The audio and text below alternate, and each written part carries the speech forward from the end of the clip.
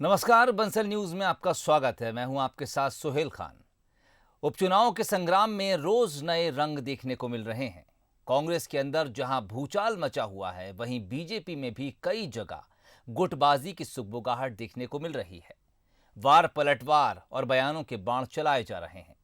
उपचुनाव की तारीखों के ऐलान से पहले ही सियासी पारा अपने शबाब पर है। उपचुनाव से जुड़ी हर खबर, हर अपडेट लेकर हम हाजिर हैं अपनी खास पेशकश उपचुनाव का चक्रव्यूह में।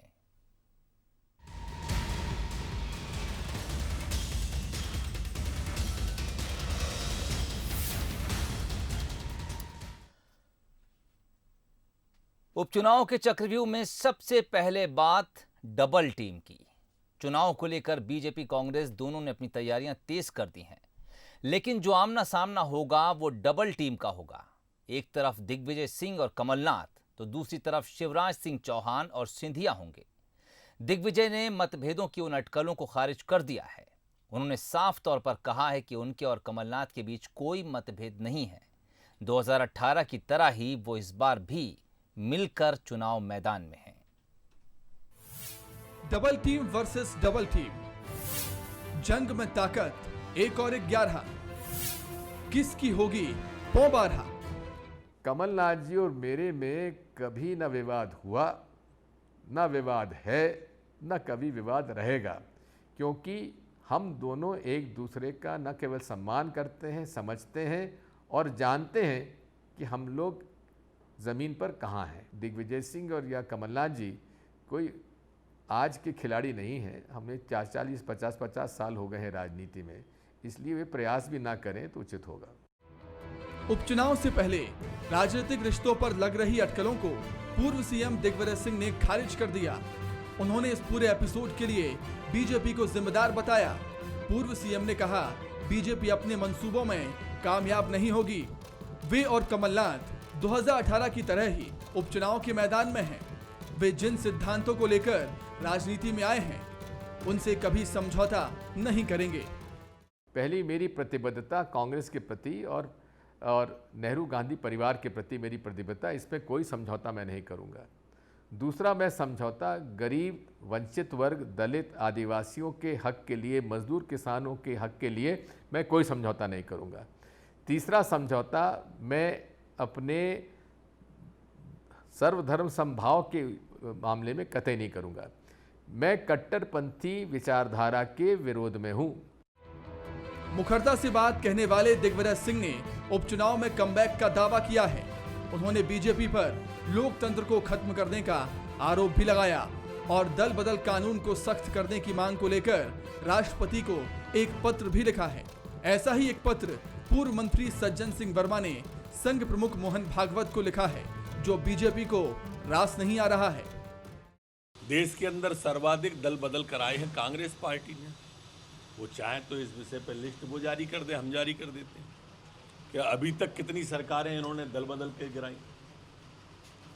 और ये क्यों लिखते हैं भाई मोदी जी को पत्र, क्यों लिखते हैं संघ के प्रमुख को पत्र या अमित शाह जी को पत्र या भाजपा के राष्ट्रीय अध्यक्ष को पत्र? भाई पहले आप अपनी पार्टी के अंदर तो देखो स्थिति क्या है, वहां लिखो। वहां के जवाब से असंतुष्ट हो तो और कहीं लिखो। आखिर में हम ही आपका मार्गदर्शन करें क्या? राजनीतिक बयानबाजी अपनी जगह है, लेकिन सिंधिया के खाली स्थान को कांग्रेस कैसे भरेगी, ये बड़ा सवाल है। खास तौर से चंबल ग्वालियर में। दूसरी तरफ बीजेपी में शिवराज और महाराज की जोड़ी के साथ नरोत्तम मिश्रा, नरेंद्र सिंह तोमर जैसे अनुभवी खिलाड़ी हैं और संघ का सपोर्ट तो है ही। Bureau report, Bansal news. प्रदेश में होने वाले उपचुनाव पर कोरोना का असर भी दिख सकता है। जिस तरह से कोरोना के ग्राफ में इजाफा हुआ है, उसे देखकर उपचुनाव की तारीख के बढ़ने के आसार अब नजर आ रहे हैं। हालांकि चुनाव आयोग ने सितंबर महीने में चुनाव करवाने के संकेत दिए हैं, लेकिन चुनाव आगे बढ़े तो सत्ता में वापसी का इंतजार कर रही कांग्रेस को नुकसान हो सकता है। आखिर क्यों? देखिए इस रिपोर्ट के जरिए। उपचुनाव पर कोरोना का साया, चुनाव करवाने के मूड में नहीं बीजेपी, तारीख बढ़ी तो कांग्रेस को नुकसान, चुनाव टलने में किसको मिलेगा फायदा। प्रदेश भर में जहां कोरोना ने कहर मचा रखा है, तो आने वाले उपचुनाव पर भी कोरोना का असर दिखना तय है। प्रदेश में होने वाले उपचुनाव जहां प्रदेश सरकार का भविष्य तय करेंगे, वहीं कांग्रेस ने भी उपचुनाव में बाजी पलटने के लिए एड़ी चोटी का जोर लगाना शुरू कर दिया है। चुनाव की तैयारियां दोनों तरफ से तेज हैं। चुनाव आयोग ने अभी उपचुनाव की तारीखों की घोषणा नहीं की है। वहीं सूत्रों की माने तो बीजेपी अभी चुनाव कराने के मूड में नजर नहीं आ रही है। चुनाव को इस साल के अंत तक टालने के लिए प्रदेश सरकार के सामने ठोस वजह कोरोना संक्रमण भी है। जानकारों की माने तो उपचुनाव टलने का फायदा बीजेपी को ही मिल सकता है, क्योंकि उपचुनाव के लिए बीजेपी के प्रत्याशी पहले से तय हैं। इन प्रत्याशियों को अपने अपने क्षेत्रों में नए सिरे से चुनाव के लिए जमीन तैयार करने का पर्याप्त समय मिल जाएगा। बीजेपी ने चुनाव का आमंत्रण स्वतः नहीं दिया। ये आमंत्रण कांग्रेस की लोकतंत्र विरोधी नीतियों के कारण मध्य प्रदेश में 26 सीटों पर यह चुनाव का आमंत्रण उनके द्वारा भेजा गया है। भारतीय जनता पार्टी चुनाव को लोकतांत्रिक युद्ध मानती है। चुनाव आज हो, अभी हो, तो भारतीय जनता पार्टी का कार्यकर्ता तैयार है। चुनाव 40 दिन बाद हो, 20 दिन बाद हो, 25 दिन बाद हो, तब भी तैयार है। भारतीय जनता पार्टी को इससे कोई नफा नुकसान नहीं है, कारण कि हमारे सभी कार्यकर्ता अपने मोर्चों पर मुस्तैदी के साथ डटे हुए हैं। दूसरी तरफ कांग्रेस अभी सर्वे में उलझी हुई है। कांग्रेस कोरोना संक्रमण की वजह से यह भी नहीं बोल पा रही है कि चुनाव कराए जाएं या नहीं। कांग्रेस बस इतना जरूर कह रही है कि बीजेपी परिस्थितियों का फायदा उठाने में माहिर है। देखिए, सबसे पहली बात तो यह है कि शिवराज सिंह जी है कोरोना के साथ और कोरोना के आंकड़ों के साथ इस प्रकार से खेल रहे हैं कि अपनी सुविधा के अनुसार वे चुनाव करा पाएं, लेकिन वो निश्चित रूप से समय लें। जनता बिल्कुल चैतन्य है, जागरूक है। वो अभी कराएं या कभी कराएं, ये मान के चलिए कि गद्दारों को पुरस्कार देने के लिए जनता बिल्कुल आतुर बैठी हुई है। तो अब ये जान लीजिए कि चुनाव टलने से बीजेपी को क्या फायदा होगा और कांग्रेस को क्या नुकसान हो सकता है। उपचुनाव के लिए बीजेपी के प्रत्याशी पहले से तय हैं। बीजेपी ने आधे के लगभग उम्मीदवारों को मंत्री बनाकर चुनाव में उनका वजन पहले ही बढ़ा दिया है।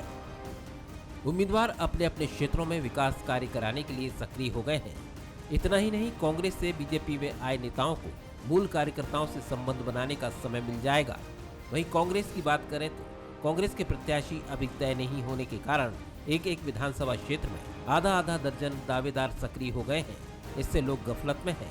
अगर उपचुनाव के लिए और समय मिलता है तो कांग्रेस के कुछ और विधायक टूटकर बीजेपी में जा सकते हैं। इस कारण कांग्रेस सरकार बनाने के लिए जादुई अंक से दूर होती जाएगी। सीधे तौर पर कहा जा सकता है कि प्रदेश में अनलॉक 2 के दौरान जिस तरह से कोरोना संक्रमण में इजाफा हुआ है, उसे देखकर विधानसभा क्षेत्रों में उपचुनाव टलने के आसार बनते नजर आ रहे हैं। हालांकि चुनाव आयोग ने सितंबर के अंत तक चुनाव कराने के संकेत जरूर दिए हैं। Bureau report, Bansal news. Indore की सांवेर सीट पर बीजेपी और कांग्रेस को उपचुनाव से पहले ही कोरोना से जंग लड़ना पड़ रही है। दरअसल इस सीट पर बीजेपी और कांग्रेस के दोनों ही संभावित उम्मीदवार कोरोना की चपेट में आ गए हैं। ऐसे में चुनावी तैयारियों पर कोरोना का ग्रहण अब नजर आने लगा है। सांवेर में लगा कोरोना का ग्रहण। गुड्डू के बाद मंत्री सिलावट भी कोरोना पॉजिटिव। उपचुनाव से पहले शुरू हुई कोरोना से जंग। इंदौर जिले की सांवेर विधानसभा सीट पर बीजेपी और कांग्रेस पूरे दमखम के साथ उपचुनाव की तैयारियों में जुटी हुई हैं। लेकिन इस बीच कोरोना महामारी ने दोनों ही पार्टियों की चुनावी तैयारियों पर असर डाल दिया है। सांवेर से कांग्रेस के संभावित उम्मीदवार और पूर्व सांसद प्रेमचंद गुड्डू कोरोना की चपेट में आए, तो अब कैबिनेट मंत्री और बीजेपी के संभावित उम्मीदवार तुलसी सिलावट कोरोना संक्रमित हो गए हैं। इतना ही नहीं, कांग्रेस के जिला अध्यक्ष सदाशिव यादव की रिपोर्ट भी पॉजिटिव आई है। लिहाजा मंत्री सिलावट और कांग्रेस नेता प्रेमचंद गुड्डू के साथ सांवेर की सभाओं में नजर आ रहे नेता और कार्यकर्ता भी क्वारंटाइन हो गए हैं। हालांकि बीजेपी का कहना है कि कोरोना किसी पार्टी को देखकर अपना असर नहीं दिखाता। वहीं बीजेपी ये भी मानती है कि चुनावी तैयारियों के बीच कई बार सोशल डिस्टेंसिंग के नियमों का भी उल्लंघन हुआ है। कोरोना तो भारतीय जनता पार्टी और कांग्रेस पार्टी देख के तिलक लगाता नहीं है। हमारे प्रेमचंद गुड्डू जी जो सांवेर से संभावित प्रत्याशी हैं, दुर्भाग्य से उनको भी कोरोना के सिम्टम्स आए थे और वो क्वारंटाइन भी हुए हैं। इसके पहले कांग्रेस के भी अनेक मित्र हुए, भारतीय जनता पार्टी के भी हुए। मुझे लग रहा है कि कोरोना जो है वो भारतीय जनता पार्टी और कांग्रेस देखकर नहीं आता है, वो तो सभी को आ सकता है। तो सबको सावधानी बरतना चाहिए। कुछ असावधानियाँ मुझे लगता है कि हम लोगों से भी हुई है और उन असावधानियों से बचा जाना चाहिए। इधर कांग्रेस में भी कोरोना को लेकर हड़कंप मचा हुआ है। हालांकि कांग्रेस का ये भी कहना है कि कोरोना की जंग लड़ने के बाद पार्टी के बड़े नेता जल्द ही चुनावी मैदान संभालेंगे। जनसेवक हैं, जनता की सेवा करने का उन्होंने धर्म चुना है। जनता की सेवा करते करते ही कोरोना संक्रमित हुए तो दोबारा मैदान में आएंगे, जनता की फिर सेवा करने में तत्परता से लगेंगे। अभी भी उन्हीं का जनता की सेवा है, क्योंकि कोरोना होते हुए अगर वो मैदान में आते हैं तो कहीं ना कहीं संक्रमण को फैलाते हैं। जैसे कि हमारे प्रेमचंद गुड्डू जो सावेर क्षेत्र में कमान संभाले हुए हैं, उन्होंने अभी अपने आप को क्वारंटाइन कर रखा है। तो कहीं ना कहीं हम पूरी जनता की भावना का ख्याल रख रहे हैं और कांग्रेस पार्टी तैयार है। बहरहाल सांवेर में जिस तरह से कोरोना ग्रहण लगा है, उसके बाद चुनावी तैयारियां जरूर प्रभावित हुई, लेकिन इन सब के बीच दोनों ही सियासी दलों को इस बात का ख्याल रखना होगा कि कोरोना का संकट फिलहाल टला नहीं है और साथ ही जनता की सुरक्षा के लिहाज से भी चुनावी तैयारियों में एहतियात बरतना जरूरी है। पीयूष पारे, बंसल न्यूज, इंदौर। उपचुनाव के चक्रव्यूह में अब बात बदनावर की। प्रदेश में जिन सीटों पर उपचुनाव होने हैं उनमें एक सीट बदनावर भी है। यहां वादा खिलाफी के आरोपों के बीच स्टेडियम निर्माण का मुद्दा भी अब गरमाने लगा है। बीजेपी शासनकाल में बने स्टेडियम की हालत खस्ता है, लिहाजा कांग्रेस इसको लेकर बीजेपी पर हमलावर हो गई है। देखिए हमारी ये खास रिपोर्ट। मान सम्मान, निष्ठा और धोखेबाजी जैसी बातों में उलझे इस उपचुनाव में ये स्टेडियम भी मुद्दे के तौर पर अपनी जगह बनाते हुए दिख रहा है। खासतौर पर युवाओं को ये मुद्दा काफी प्रभावित कर सकता है, लिहाजा कांग्रेस और बीजेपी दोनों ही इस स्टेडियम को लेकर संजीदा है। 2017 में बीजेपी के शासनकाल में इस स्टेडियम का निर्माण हुआ था, लेकिन आज भी ये बदहाली का शिकार है। स्टेडियम जो बनाया गया उसमें बहुत ही घटिया मटेरियल यूज़ करा गया है और ये जो रेलिंग्स हैं ये भी प्रॉपरली मैनेज करी हुई नहीं है, ये भी कहीं से टूट रही हैं और जो गेट्स हैं वो भी प्रॉपरली लगते नहीं और अंदर की जो सिचुएशन है उसमें अंदर बहुत सारे गाय भैंसों ने मुँह करे हुए गंदगी करी हुई है। तो मैं चाहता हूँ कि ये थोड़ा सा प्रॉपरली बन जाए और इसका अच्छा निर्माण हो जाए। यहाँ पर कनेक्शन भी प्रॉपरली है नहीं, क्योंकि लाइट्स भी नहीं चल रही। यहाँ पर फैसिलिटी बिल्कुल ही थर्ड क्लास दी गई है। तो मैं चाहता हूँ कि ये सारी चीज़ें जो इनकम्प्लीट है वो पूरी कंप्लीट की जाए। चूंकि स्टेडियम का निर्माण बीजेपी के शासनकाल में हुआ था, लिहाजा कांग्रेस इस बदहाली को लेकर ज्यादा आक्रामक है। कांग्रेस ने स्टेडियम निर्माण में भारी भ्रष्टाचार का आरोप लगाया है। स्टेडियम के लोकेशन को लेकर भी कांग्रेस ने सवाल खड़े किए हैं। स्टेडियम में अभी भी लेवल नहीं है, कुछ भी नहीं है, ना तो खेल मैदान सरीका दिखता है। वो बाउंड्री वाल भी क्षतिग्रस्त हो गई है और पूरी तरीके से स्टेडियम नहीं कह सकते उसको, जंगल जैसा एक तरीके से बना हुआ है। स्टेडियम की योजना को चुनाव में मुद्दा भी लेंगे, भ्रष्टाचार को जब बताएंगे, जनता के बीच लेके जाएंगे किस तरह से उसमें भ्रष्टाचार हुआ है। इधर बीजेपी नेता भी स्टेडियम की हालत को लेकर नाराजगी जता रहे हैं, लेकिन राज्यवर्धन सिंह दत्ती गांव के खेल और खिलाड़ियों के प्रति रुझान का हवाला देकर जल्द ही स्टेडियम में सुधार और नए स्टेडियम के निर्माण की बात कह रहे हैं। काफ़ी समय से जब से निर्माण हुआ है वहाँ निर्माण कहीं न कहीं अधूरा भी रखा है और वो इस अभाव में और क्षतिग्रस्त होता जा रहा है। प्रशासन का इस ओर ध्यान जाना चाहिए। उपचुनाव को लेकर प्रदेश में यदि सबसे ज्यादा सक्रियता कहीं नजर आ रही है तो वो बदनावरी ही है।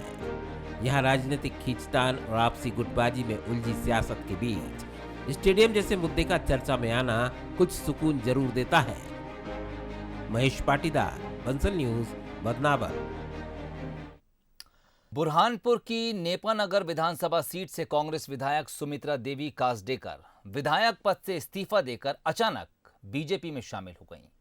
कांग्रेस और कमलनाथ की तारीफ में कसीदे पढ़ने वाली सुमित्रा देवी के अचानक बीजेपी में जाने से कई सवाल खड़े हो गए। कांग्रेस इसे बीजेपी की प्रेशर पॉलिटिक्स बता रही है, तो बीजेपी के मुताबिक ये राजनीतिक आस्था का सवाल है। लेकिन सवाल ये भी है कि आखिर कांग्रेस के टूटने का सिलसिला रुकेगा कहां? देखिए हमारी ये खास रिपोर्ट।